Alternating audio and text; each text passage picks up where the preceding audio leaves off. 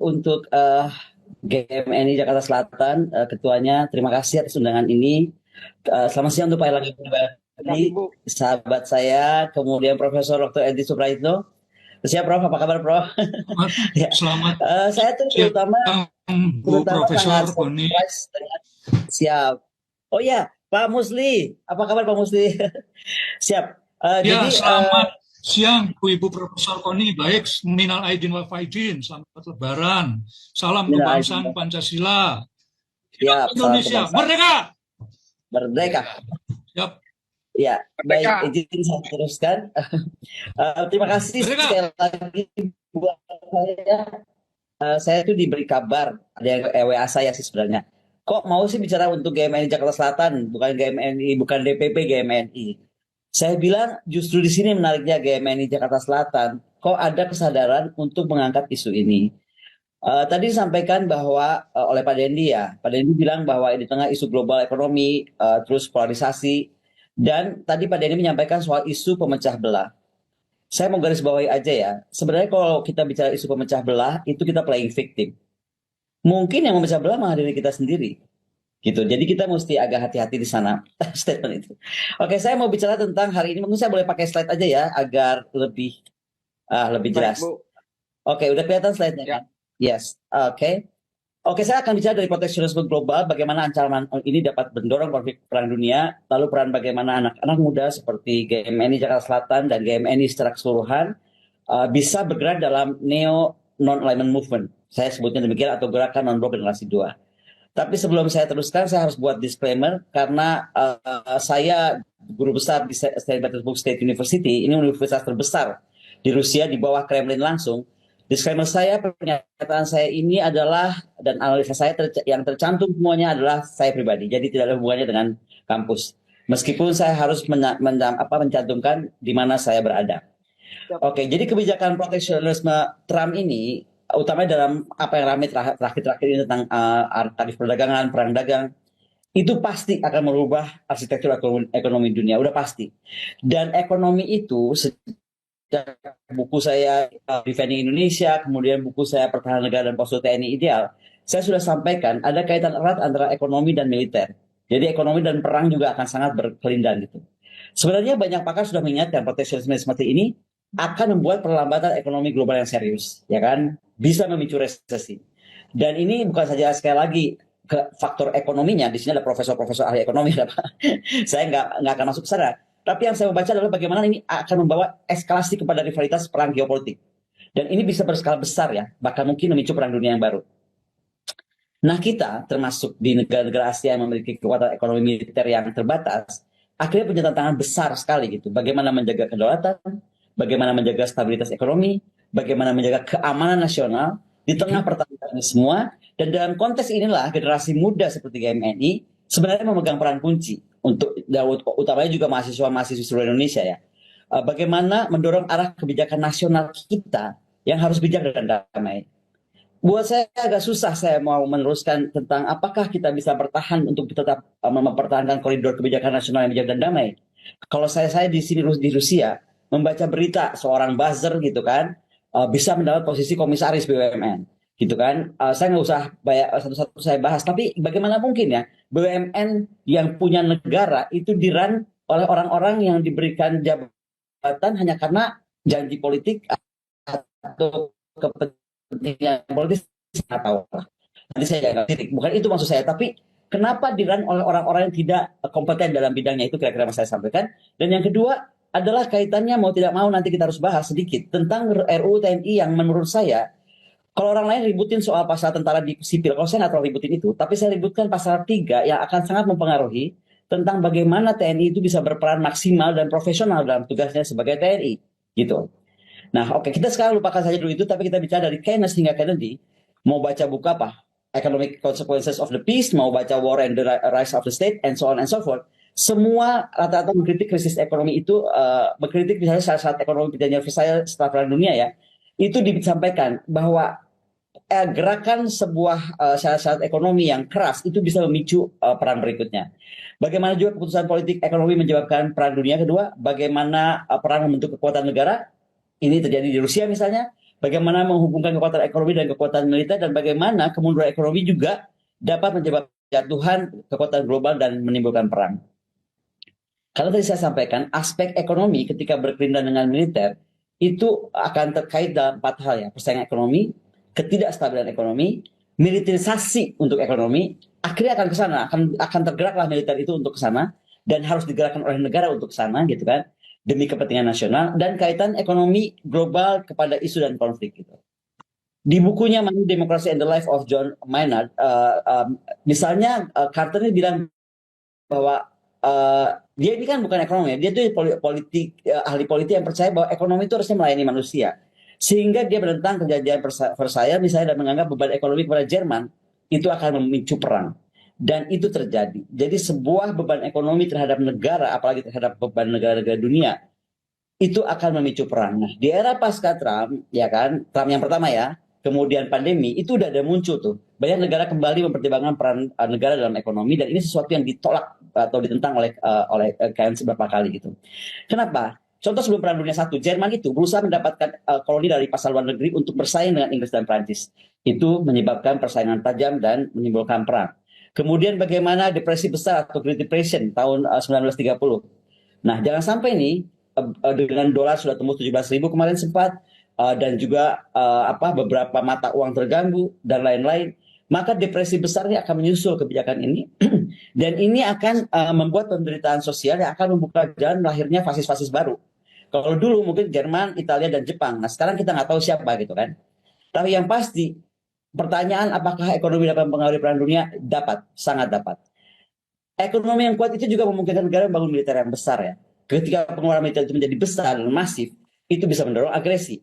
Misalnya Jerman di bawah Hitler, itu kan fokus pada persenjataan, itu bisa dilihat ya gambar-gambar itu. Dan Jerman nggak sendiri, diikuti oleh Rusia, gambar di tengah, diikuti oleh even India gitu, gambar yang paling bawah. Nah, jadi semua perdagangan dan keuangan ini saling terhubung, dan bagaimana secara paradoks saling ketergantungan ekonomi ini bisa mencegah perang, tapi juga bisa memicu perang. Dan ini yang kita mesti perhatikan. Mungkin kalau kata Pak Erlangga nih, kalau saya boleh pinjam istilah Pak Erlangga sering disampaikan di bukunya ya, jas merah. Jas merah, jangan sekali-sekali melupakan sejarah. Perang Dunia I itu terjadi karena imperialisme ekonomi dan persaingan perdagangan global, terutama antara Jerman dan Inggris. Lalu perlombaan senjata, yang tadi saya sampaikan, ya akhirnya memberi tekanan pada anggaran dan ekonomi nasional. Perang Dunia Kedua itu terjadi depresi besar yang menyebabkan ketidakstabilan politik global. Dan sanksi terhadap Jepang waktu itu mendorong Jepang berperang melawan Amerika Serikat. Nah, invasi Jerman ke Eropa juga didorong oleh pencarian sumber daya dan ruang hidup. Semua yang terjadi di antara Perang Dunia I, kemudian ke Perang Dunia II, ini tuh di era sekarang ini sedang terjadi gitu. Kita mesti lihat ya, era Soviet itu Rusia itu memindahkan sekitar 2.500 pabrik senjatanya. Bagaimana dia menggerakkan 1 juta perempuan Rusia untuk Soviet untuk berperang, and so on and so forth. Dan William Snowden, dia seorang jenderal, dia bilang bahwa kita itu melumpuhkan musuh dalam produksi massal yang nggak pernah dibayangkan sebelumnya. Jadi kekuatan mesin perang itu ternyata bisa menggerakkan ekonomi. Nah, be very careful sekarang terhadap negara-negara itu gitu. Akibat perang dunia itu, bayangkan muncullah negara-negara produsen senjata. Ini negara-negara hebat yang bangkit dari perang. Nah, saya cuma ceritakan the good story of the war ya. Tapi juga ini tadi saya bilang ada 2 mata pistol gitu. Indonesia tuh enggak di sini, dan juga enggak di negara yang menurut saya akan bisa kalau dia tidak hati-hati akan bisa menghadapi ini dengan mulus gitu tantangan ke depan. Oke, sekarang balik, apakah ekonomi global mendorong konflik geopolitik gitu kan? Yes, pasti. Ketika ketimpangan ekonomi global terjadi, kesenjangan negara kaya miskin akan semakin luas, sistem ekonomi sudah tidak adil, memicu ketidakpuasan, memicu krisis domestik, ya kan? Dan bahkan konflik antar negara. Lalu persaingan ekonomi antar kekuatan besar sudah pasti, kita udah lihat lah. Jangankan Amerika dan Tiongkok, Amerika dan EU pun sudah bereaksi gara-gara tarifnya Trump kemarin. Lalu perubahan iklim dan sumber daya itu menjadi masalah. Kemudian ketergantungan pada rantai pasokan global. Kita belajar dari awal-awal Special Military Operation Rusia ke Ukraina. Bagaimana dunia tergoncang ketika rantai pasok global itu terganggu gitu. Nah, bagaimana juga utang global dan inflasi? Karena banyak negara saat ini menghadapi utang besar dan tekanan inflasi tinggi. Sedihnya Indonesia ada dalam posisi itu gitu. Nah, dalam posisi ini juga sebenarnya banyak negara-negara itu mengambil atau menciptakan tekanan politik menghindari tekanan politik dalam negeri, dia lalu membuat pemimpin-pemimpinnya itu bersikap, oke, kita agresif aja ke luar negeri. Namanya fenomena wag the dog. Ini bisa dilakukan Amerika Serikat, biasanya dilakukan oleh negara-negara yang tadi pemilik senjata itu. Kita bisa lihat juga contoh-contoh kekinian, misalnya perang Rusia Ukraina, karena ini bukan saja kasus geopolitik tapi juga terkait kontrol atas energi dan jalur perdagangan. Bagaimana ketegangan Tiongkok Taiwan terkait juga dengan teknologi tinggi semiconductor. Bagaimana kudeta ketegangan Afrika, misalnya Niger, Sudan, itu didorong kelangkaan sumber daya. Ini semua sedang kita hadapi lebih parah daripada era dulu gitu, karena sekali lagi kita punya masalah besar dalam pengaruh asing yang dapat mempengaruhi dengan tidak langsung. Jadi bukan saja operasi militer perang, tapi operasi militer selain perang gitu kan. Dan ini bisa berbahaya. Belum lagi masalah misinformasi dan disinformasi. Ketika fenomena ini merusak kepercayaan publik, bagaimana kepercayaan publik itu dirusak, bagaimana polarisasi politik diperparah, bagaimana penanganan berbagai krisis global dengan juga informasi palsu, menyesatkan, ini semua akan menjadi ancaman lebih serius lagi, dan kita harus jujur, Indonesia sedang mengalami itu. Saya sih sedih ya, baca misalnya salah satu angkatan spending, saya nggak tahu ya, sebut cuma salah satu angkatan, nggak tahu yang lain ya, tapi spending sekian ratus miliar gitu untuk membayar buzzer. Karena perangnya itu, perang dunia maya kenapa jadi dianggap untuk membayar buzzer ya? Karena itu adalah menurut saya sangat nggak tepat gitu.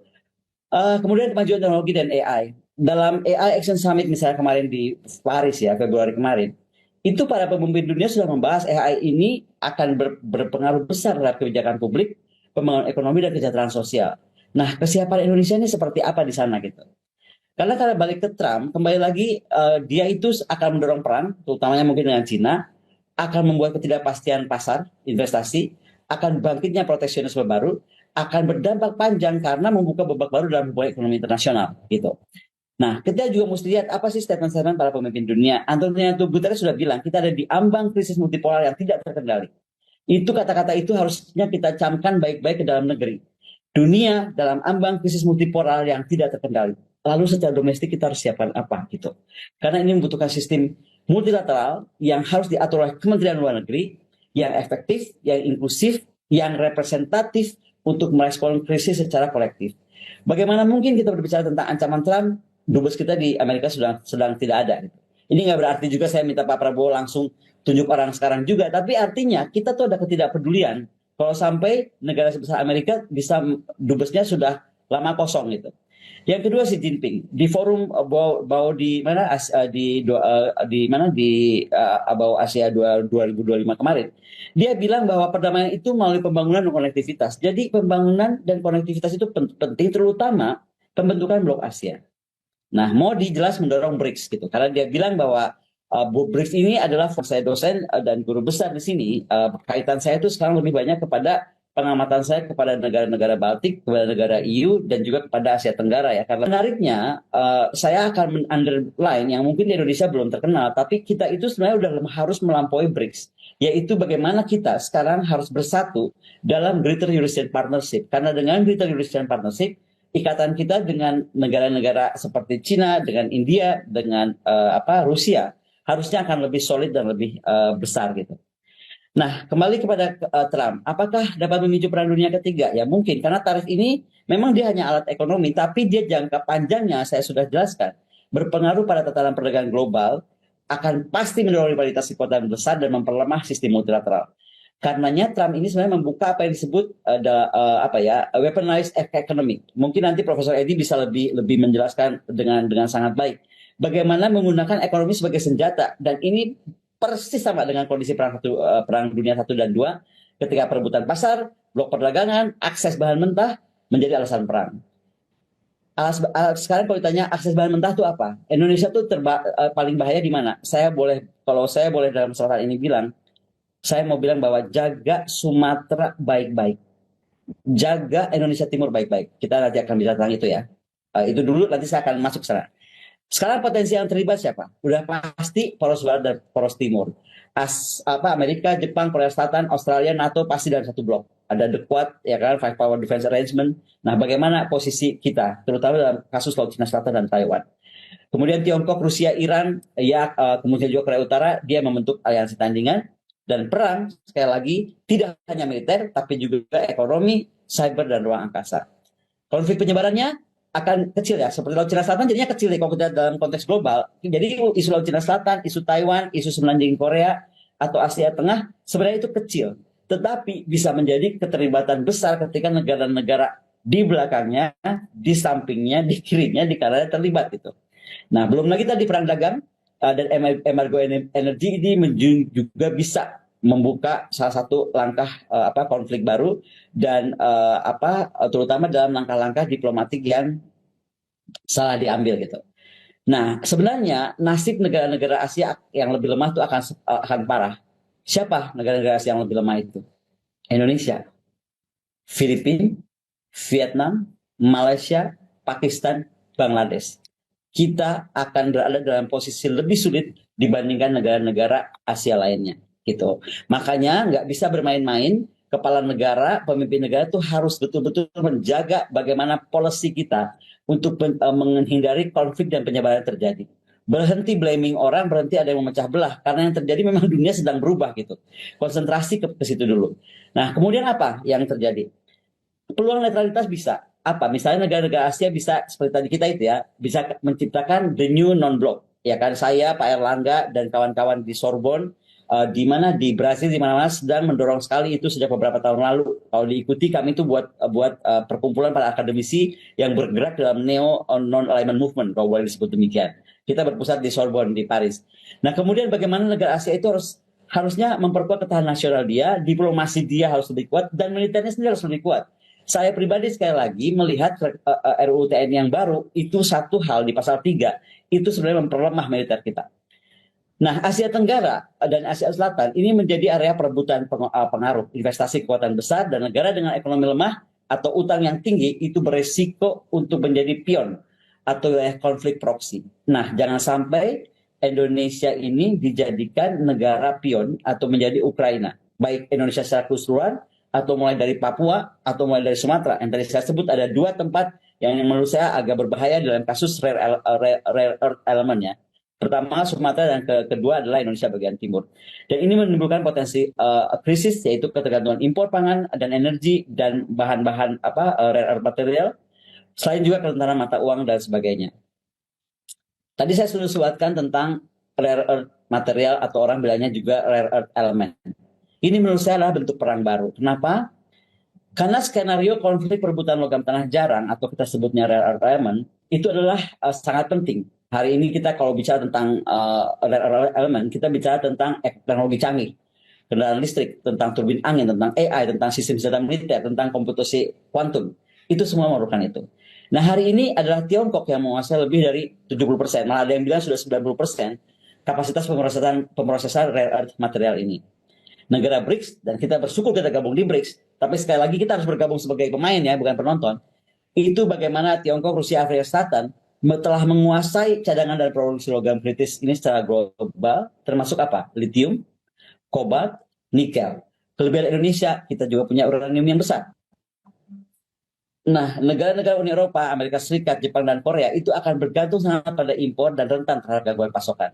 Yang mau saya cerita dengan slide ini adalah akan terjadi perang antara blok yang pemilik rare earth element terbesar atau pengelola kapasitas pemrosesan rare earth element yang besar, termasuk Indonesia ya, karena dia punya rare earth element yang besar, dengan negara-negara Barat yang akan mencoba mencari. Ini udah seperti perang rempah-rempah zaman dulu lah. Kalau dulu kita perang dunia karena perang kolonialisme karena rempah-rempah. Nah, ini sekarang rempah-rempah dalam tanda kutip baru, yaitu rare earth element, dan ini menjadi perhatian kita yang harus besar. Kenapa? Karena akan memicu konflik antara blok BRICS tadi yang saya sampaikan dengan blok NATO atau UI, Uni Eropa atau Amerika Serikat. Karena terjadi nasionalisme sumber daya, terjadi embargo atau pembatasan ekspor oleh BRICS, bisa terjadi, ya dong, untuk kita mengontrol negara-negara Barat ini. Sebagai respon terhadap sanksi politik atau ekonomi yang terjadi, dipikirkankah tidak ini oleh Trump dengan kebijakannya? By the way, saya itu pemuja Trump soalnya, jadi saya agak kaget dan pengen tahu dia kenapa ya berani banget memikirkan cara-cara tarif seperti itu. Di lain sisi adalah tidak langsung berupa perang konvensional, tapi lebih perang geoekonomi. Yang paling penting adalah akan dimainkannya rantai pasokan, logistik perang. Nah, bagaimana sekarang proksi-proksi akan mineral tadi, rare earth, itu akan terjadi di Afrika Tengah, Sumatera, Amerika Selatan. Catat ya, kita ada di situ. Jadi ini mesti sangat hati-hati. Saya tidak tuliskan Indonesia bagian timur karena itu agak terberai ya. Tapi kalau untuk rare earth material betul-betul lebih di ke Sumatera dan Indonesia bagian timur di daerah-daerah tertentu. Termasuk misalnya Kepulauan Tanimbar, ya kan itu di sana, kemudian Maluku Tenggara, Maluku Barat Daya kalau nggak salah. Jadi akan ke sana. Belum lagi isu-isu di Papua yang akan sangat mudah bergeser ke arah masuk ke arah Maluku dan lain-lain. Nah, ada kemungkinan eskalasi terjadi baik dari Laut Cina Selatan atau dari Kutub Utara, yaitu yang kayak sumber daya juga. Terserah nih mulainya dari mana, tapi kemungkinan eskalasi itu mungkin terjadi. Nah, jika perang terbuka pecah, gitu kan, maka sekali lagi kebijakan Trump ini akan memicu pergeseran sistemik menuju ketegangan multipolar. Krisis energi pangan, lalu blokade perdagangan, keruntuhan pasar ekspor, gangguan rantai pasok, gitu kan, munter ya. Lalu lonjakan pengungsi dan krisis kemanusiaan lintas negara. Ini yang ada di depan mata kita semua, dan dalam konteks inilah sebenarnya generasi muda harus mendorong terjadinya gerakan non-blok generasi kedua atau Neo 6 tadi menjadi elemen strategis dalam menciptakan tatanan dunia dan tatanan negara kita sendiri yang lebih damai, adil, dan berdaulat. Karena sekali lagi ya, ini lihat Rusia. Rusia itu sekarang adalah pengekspor terbesar dunia nomor 3 atau nomor 4 ya untuk persenjataan. Dengan terjadi tadi rare earth material, dia ini sekarang sudah banyak drop kemampuan industrinya selain untuk perangnya sendiri, tapi juga karena sanksi-sanksi yang diberikan. Apa harusnya dia mati? Tidak. Tidak seperti ramalan Pak Dino Patijalal, tidak seperti ramalannya Ukraina gitu kan. Dia survive. Why? Karena tadi dia ternyata bisa mendapatkan sumber-sumber yang tadi disanksi oleh negara barat, dia bisa dapatkan dari negara lain. Permainan inilah yang kita harus pahami. Dan kembali kepada anak muda, gerakan kedua atau neo non-alignment movement ini adalah lahir yang tadi saya paparkan dari kebutuhan strategis di atas. Bagaimana kita pernah sukses dalam menjadi penyeimbang perang dingin, kita sekarang memerlukan versi baru dari gerakan yang tidak bersifat anti barat dan timur, tapi orientasinya itu harus multilateral. Orientasinya itu kedaulatan nasional. Orientasinya harus kedaulatan kawasan. Fokusnya kerjasama industri, kerjasama sumber daya langka, kerjasama dalam isu iklim, kerjasama dalam teknologi, dan kemandirian ekonomi. Sudah siapkah Indonesia dalam tadi menyiapkan kerjasama industri, kerjasama sumber daya langka, iklim, teknologi, dan kemandirian ekonomi? Itu yang menjadi PR terbesar, dan anak muda sekarang harus mendorong itu diwujudkan. Jadi berhentilah perang tentang ini itu yang aduh bikin pusing kalau baca berita dari Indonesia. Apakah yang sekarang saya tunggu itu mana statement negara bahwa kita menghadapi ini dan anak muda harus bergerak menghadapinya? Dan siapa yang memimpin? Mau nggak mau India, Indonesia, Brasil, dan Afrika Selatan. Secara politik luar negeri kita harus sangat kuat hari ini. Karena kita dianggap menjadi pemimpin Neo 6 tadi. Anak-anak muda Indonesia lagi ditunggu ke sana gitu. Dan nggak bisa mereka gerak sendiri tanpa dorongan kepala negara dan Kementerian Luar Negeri. Dan bagaimana sebenarnya perlu dicatat, negara-negara seperti Tiongkok dan Rusia walaupun dia di BRICS, kenapa dianggap nggak bisa? Karena dia dianggap ada orientasi atau rekam jejak dalam rivalitas global yang membuat mereka dianggap nggak netral. Nah itu kenapa sebenarnya ini jadi kesempatan untuk Indonesia dan di luar Cina dan Rusia memainkan peran lebih aktif di dalam BRICS dan di dalam Greater European Partnership yang tadi saya sampaikan. Jadi masuk BRICS itu jangan cuma oke saya udah di BRICS nih sekarang, halo, terus ngapain di BRICS gitu. Kan itu yang mesti disiapkan sebenarnya. Di BRICS itu kita bukan cuma pengembira kan, kita harus menjadi pemain di dalam BRICS. Nah sekali lagi fokus pada Neo 6 itu adalah kebebasan tekanan ekonomi politik dari kekuatan besar dalam teknologi digital, cybercrime, kemudian SDA langka tadi yang saya sampaikan. Nah ini peran strategis generasi muda, saya akan cepat saja. Sekali lagi terima kasih untuk GMNI yang memulai diskusi ini, karena habis ini saya ternyata diminta Trisakti. Mungkin karena baca, wah GMNI kok jadi lebih duluan. Tapi intinya bagaimana perannya mendorong kesadaran literasi geopolitik. Terima kasih sekali lagi GMNI Jakarta Selatan yang telah memulai kesadaran bagaimana literasi geopolitik itu harus ada sehingga anak muda bisa menyebarkan pemahaman tentang politik global dengan medsos kah, tentang forum kampus kah, diskusi seperti ini kah, komunitas apapun itu, sehingga publik itu akan paham bagaimana dia harus mengendalikan pemerintah. Jadi publik mengendalikan pemerintah ya, jangan dibalik nih. Untuk tidak mengambil kebijakan impulsif yang beresiko terhadap negara dan terhadap dunia gitu. Lalu aktif dalam demokrasi dan advokasi kebijakan itu sudah pasti, ada ke ASEAN, tadi BRICS, ada GAP. Bagaimana juga membangun ketahanan sosial dan ekonomi lokal, wirausaha muda, inovasi teknologi lokal, dan lain dan sebagainya. Dan menjadi diplomat muda lewat cara-cara berpikir yang strategis, apakah di model UN, apakah di ASEAN Youth Dialogue, atau di G20 Youth, atau di kami di Rusia ini punya apa namanya pertemuan juga anak muda di Sochi setiap 1 tahun atau setiap 2 tahun. Nah itu bisa membawa suara negara di seluruh dunia itu dalam secara aktif bicara dalam percaturan global dan isu yang terjadi.